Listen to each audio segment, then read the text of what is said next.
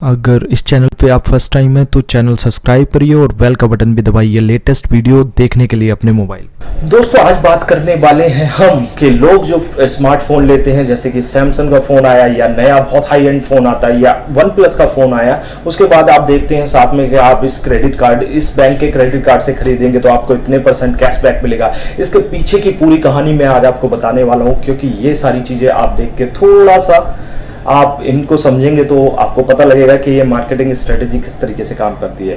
तो पूरी वीडियो में रहिए हमारे साथ, क्योंकि आधा अधूरा ज्ञान होता है खतरनाक। नमस्कार दोस्तों, मैं हूं सचिन गिल और आप देख रहे हैं 7 सेंस एड्स एंड टेक्नोलॉजी। तो आइए शुरू करते हैं।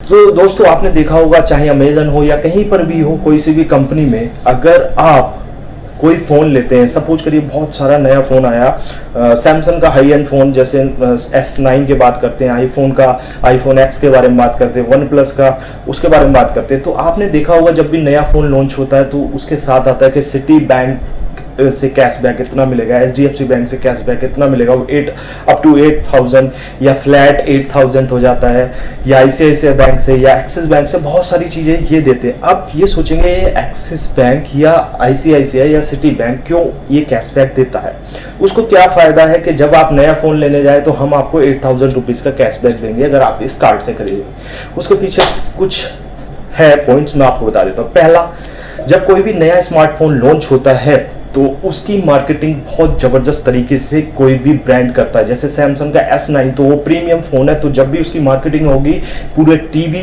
एड्स जो होंगे उस पर बहुत ज़बरदस्त तरीके से वो मार्केटिंग करेगा, अच्छे खासे पैसे खर्च करेगा। तो सिटी बैंक या कोई सी भी बैंक उनके साथ कहता है कि हम जो है आपके फ़ोन खरीदने पे इतना करेंगे, इतना हम जो है कैशबैक देंगे। तो इंडिविजुअल आप देखेंगे तो सैमसंग को फ़ायदा होने वाला है, क्योंकि सैमसंग के कस्टमर को फ़ायदा होने वाला है, 8000 रुपीज़ का कैशबैक उनको मिलेगा।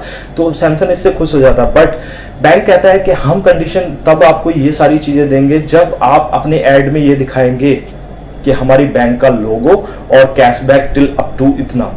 तो उससे क्या फायदा होगा, जितने भी जगह ऐड जाएगा सैमसंग का, आईफोन X का या किसी भी या वन प्लस का, तो उसके साथ बैंक जो कैशबैक दे रही है उसका क्रेडिट कार्ड या डेबिट कार्ड का बैंक का लोगो जाएगा, प्लस उसमें हो जाएगा।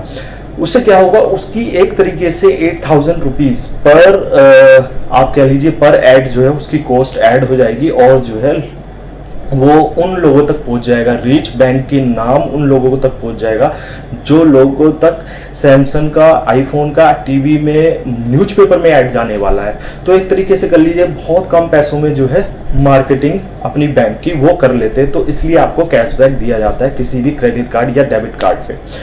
अब आप कहेंगे कि इतना 8000 रुपये का तो कैशबैक दे रही है तो ये तो थोड़ा ज़्यादा है, बैंकों को इससे फ़ायदा नहीं। तो आपको मैं बता दूं, अगर आप सपोज उसमें ऐड देते हैं किसी भी न्यूज़पेपर में या टीवी में, तो पर 10 सेकंड के, पर 20 सेकंड के आपको अप टू 25 लाख रुपीज़ तक एक ऐड के देने पड़ते हैं। न्यूज़पेपर का तो करोड़ों रुपए में ऐड आता है। तो यहाँ पे बैंक स्ट्रेटजी अलायंस करके जो है वो आप तक अपना ब्रांड भी पहुँचा देता है, प्लस वो भी हो जाता है, मार्केटिंग भी हो जाती है। अब दूसरा पॉइंट, अब सपोज करिए मैं एक्सिस बैंक का कार्ड यूज़ करता हूँ और मैं सिटी बैंक का यूज़ नहीं करता हूँ, तो क्या हुआ, अगर सपोज करिए हाई एंड फ़ोन जैसे आईफोन X हुआ या S9 हुआ, और मैं जो है थोड़ा सा इन नए फ़ोन को लेने में इंटरेस्टेड होता हूँ हमेशा, तो मेरे पास सिटी बैंक का क्रेडिट कार्ड नहीं है, तो मैं हमेशा 8000 रुपये का वो कैशबैक मिस कर देता हूं क्योंकि मेरे पास कार्ड नहीं है। तो नेक्स्ट टाइम क्या होगा, जब वो मार्केटिंग हो रही है तो मैं क्रेडिट कार्ड सिटी बैंक का बनवाने जाऊंगा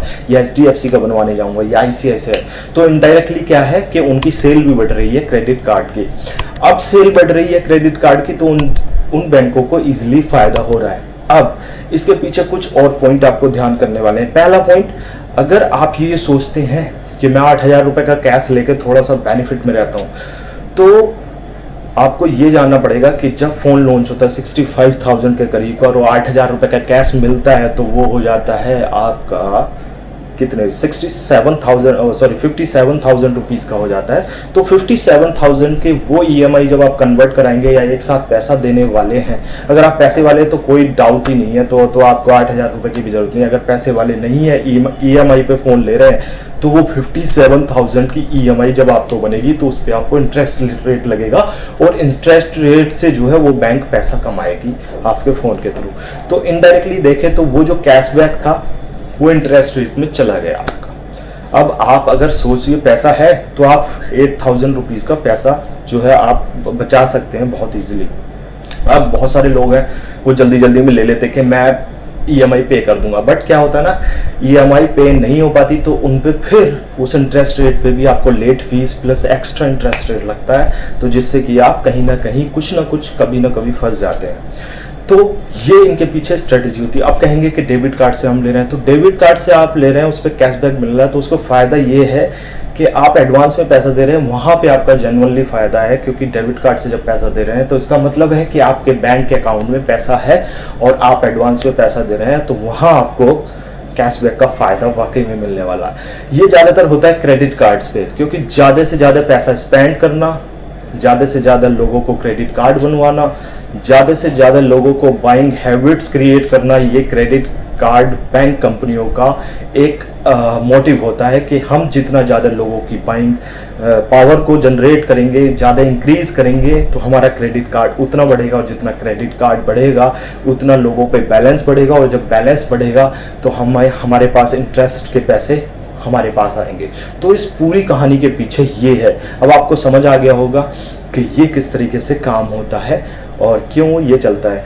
अब बहुत सारे बैंक कहते हैं उस पर इंटरेस्ट रेट हो गया, और फिर नो कॉस्ट EMI भी कह देते हैं कि हम नो कॉस्ट EMI नहीं, हम नो कॉस्ट EMI भी देंगे और आपको इतना कैशबैक भी देंगे। तो वो आपको जेन्युइनली फ़ायदे का सौदा है जिसपे आपको इंटरेस्ट नहीं जा रहा है, नो कॉस्ट EMI हो। पर ऐसा बहुत कम होता है कि जब आपको नो कॉस्ट EMI भी मिले और कैशबैक भी मिले, बहुत कम होता है तब होता है जब आपकी कॉस्ट किसी प्रोडक्ट की सपोज करिए 20,000 15,000 रुपये ऐसे होती है, तो उस पर इंटरेस्ट रेट का मतलब बैंक नहीं लेती है क्रेडिट कार्ड पे, और आपको कैशबैक भी दे देती है 2,000 2,500 3,000 रुपये का। तो उससे फ़ायदा क्या होता है कि आपका जो मार्केटिंग किसी प्रोडक्ट के साथ बैंक का हुआ है, तो वो एक तरीके से मान लेते हैं कि हमारी जो मार्केटिंग हुई है वो कम पैसों में होगी, तो हमने वहाँ से पैसा कमा लिया। तो इस तरीके से ये 3-4 पॉइंट है कि कैशबैक, एक no cost EMI with cashback, और आपका एक हो गया कि सिर्फ कैशबैक। ये इस तरीके से होता है। तो आई होप दोस्तों आप वीडियो अच्छी लगी और समझ में आ गया होगा कैशबैक का पूरा खेल, और जो है क्रेडिट कार्ड किस तरीके से कंपनियां जो है करती हैं। तो अगर वीडियो अच्छी लगी प्लीज़ शेयर कर दो, दोस्तों को भी पता लग जाए, और हमारे चैनल पे नए हैं तो प्लीज़ सब्सक्राइब का बटन दबाइए और बेल का बटन भी दबाइए, और कमेंट में लिख के बताइए कितने लोग जो है कैशबैक यूज़ करते हैं, क्रेडिट कार्ड यूज़ करते हैं, और कितने लोगों को फ़ायदा मिला या नहीं मिला। तो हम भी थोड़ा सा एक देख पाएंगे कि कितने लोग जो है इन चीज़ से शॉपिंग करते हैं।